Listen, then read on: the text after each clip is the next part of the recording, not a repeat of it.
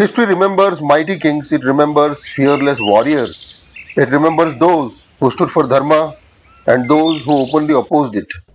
But what of those who remained silent?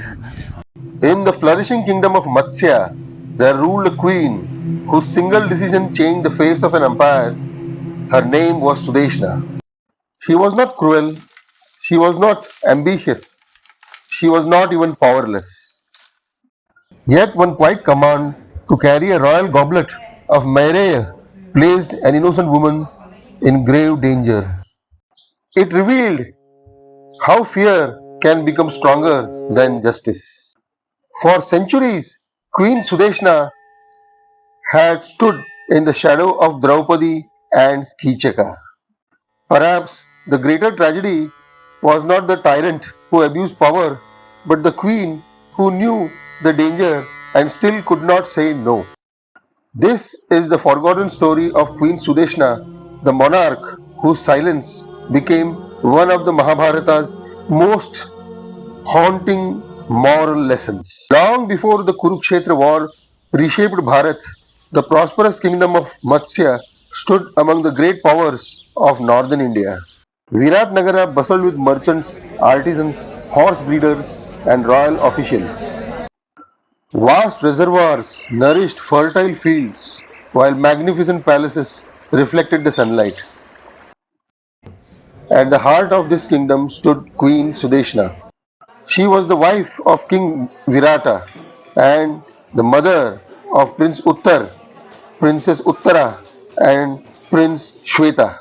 Every servant, every attendant, and every noblewoman answered to her authority. She embodied refinement. Her wisdom governed the palace, yet beneath the elegance lay an invisible burden. She was also the sister of Kichaka. Kichaka was no ordinary courtier. He commanded Matsya's mighty army. His victories inspired fear. Even kings had to reckon with such power. Sudeshna loved him as family. She feared him as a queen. During the Pandavas' 13th year of exile, they entered Matsya in disguise. Yudhishthira became Kanka, Bhima became Ballava, Arjuna became Brihanala, Nakula and Sahadeva entered royal service. Draupadi became Sairandhri, serving Queen Sudeshna as a maid skilled in adornment. Sudeshna immediately sensed that no ordinary servant possessed such grace. Sairandhri warned, "My Gandharva husbands protect me." But Kichaka's desire overcame restraint. Sudeshna hesitated and then handed Sairandhri the golden goblet of Maireya.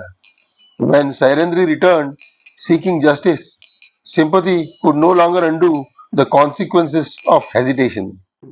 Soon afterward, events unfolded with astonishing speed. Kichaka met the consequences of his own arrogance through Bhima's intervention. The hidden identities of the Pandavas gradually emerged. Prince Uttar rode into history alongside Arjuna. Princess Uttara later married Abhimanyu, forever uniting Matsya with the Pandavas. From this union would come King Parikshits, ensuring the continuation of the Kuru dynasty. In this way, Queen Sudeshna unknowingly stood at the crossroads of one of India's greatest historical and spiritual narratives. Yet history rarely speaks of her again. No grand speeches, no redemption, no celebrated victory, only silence. Perhaps that silence is itself the lesson. Most people are never asked to fight great wars, but almost everyone will someday stand before a smaller decision whether to remain silent or protect what is right despite fear.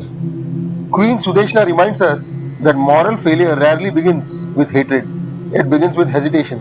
Yet Dharma asks something greater, not perfection, but courage. And perhaps that is why the Queen of Matsya still speaks to us today, not through words preserved in scripture, but through the profound silence she left behind.